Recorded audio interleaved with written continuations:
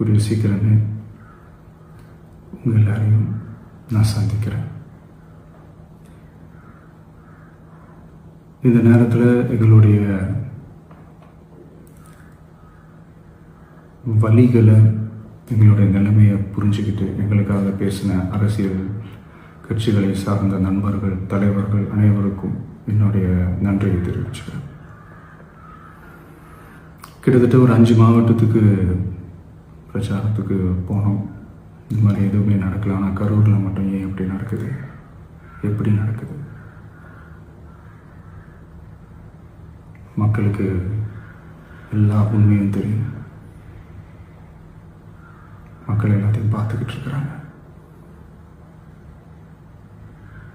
கரூரை சேர்ந்த அந்த மக்கள் அந்த உண்மையெல்லாம் வெளியில் சொல்லும்போது எனக்கு கடவுளே நேரில் வந்து இறங்கி அந்த உண்மைகள்லாம் சொல்கிற மாதிரி எனக்கு தோணும்.